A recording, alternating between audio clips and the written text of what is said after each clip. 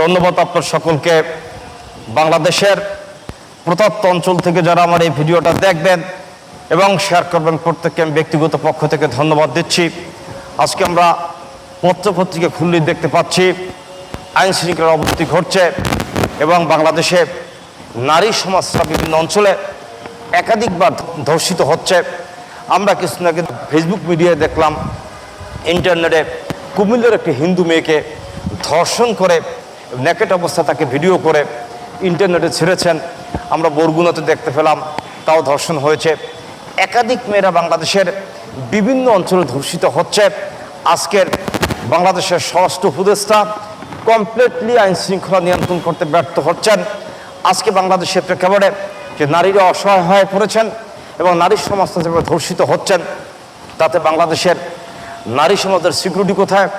মাননীয় প্রধান উপদেষ্টা, আপনি 5ই আগস্টের পরে আপনি বাংলাদেশের সরকার প্রধানের দায়িত্ব নিয়েছেন।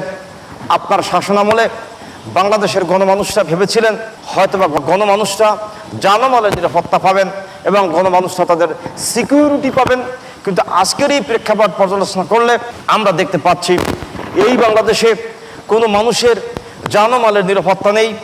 ধর্ষণ চলছে, নারীরা বের হতে পারছে না। সংখ্যালঘুদের উপরে আপনার সরকারের শাসন আমলে হামলা চলছে এবং প্রকৃত আসামিরা আইনের আওতা থেকে বেরিয়ে যাচ্ছে।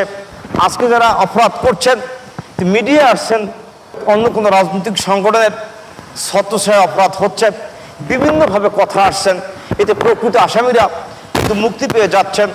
আজকে যদি সন্ত্রাসীরা ধর্ষণকারীরা কোনো নারীকে ধর্ষণ করেন আর সেক্ষেত্রে যদি মিডিয়াতে বা পত্রপত্রিকায় আওয়ামী লীগের লোক ধর্ষণ করেছে এরকম করে পত্রিকায় কাভারাইজ করা হয়, তাহলে হয়তো প্রকৃত ধর্ষণকারী এড়িয়ে যাবেন এবং তিনি আইনের আওতায় কোশ্চিনকালও আসবে না। কিন্তু আমার প্রশ্নটা হলেন, যিনি অপরাধ করেছেন তাকে আপনি আইনের আওতায় আনবেন, সেটাই এই সরকারের কাছে বাংলাদেশের গণমানুষরা চাচ্ছে। কিন্তু আজকে আমরা মিডিয়ায় দেখতে পাচ্ছি কি বর্বর জাতিতে এই বাংলাদেশের মানুষ পরিণত হচ্ছে। একটি মেয়েকে জোরপূর্বক পালাক্রমে ধর্ষণ করার পরে সেই ধর্ষণকৃত ছবি, উলঙ্গ ছবি ভিডিও করে তা নেটে ছাড়া হচ্ছে এবং বিশ্বের বিভিন্ন অঞ্চল থেকে মানুষ দেখতে পাচ্ছে।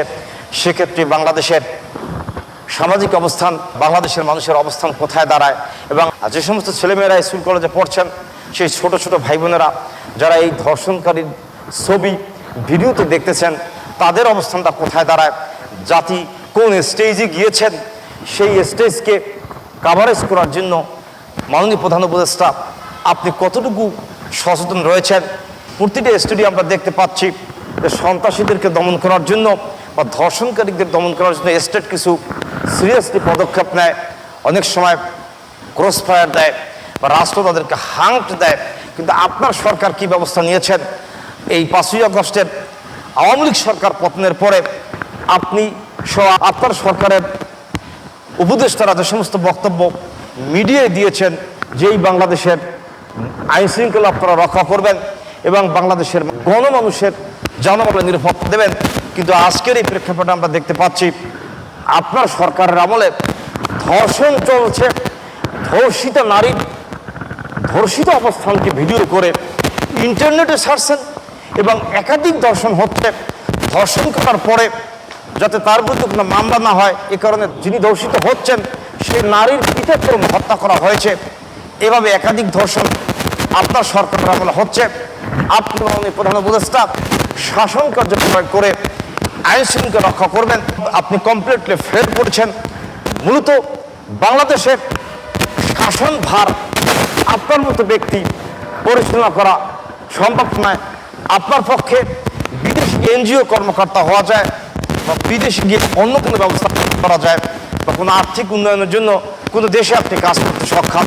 একটি রাষ্ট্রকে পরিচালনা করার জন্য মাননীয় প্রধান উপদেষ্টা আপনি সক্ষম নয়। আপনাকে বাংলাদেশের গণমানুষরা আপনাকে ধিক্কার জানাচ্ছে যে আপনার শাসন আমলে নারীরাও নিরাপত্তা পাচ্ছে না। আপনি কিভাবে দেশ পরিচালনা করছেন? এই বাংলাদেশে কোনো নারী আর ধর্ষিত না হয় এবং কোনো নারীর উলঙ্গ ছবি জন্য আর কোনো নেটে না আসে, সেজন্য সকল প্রকারের প্রয়োজনীয় ব্যবস্থা গ্রহণ করার জন্য আপনাকে এবং আপনার সরকারের স্বরাষ্ট্র উপদেষ্টাকে উদ্যোক্তা আহ্বান করে আমি আমার বক্তব্য শেষ করছি। ধন্যবাদ আপনার সকলকে। সুস্থ থাকবেন।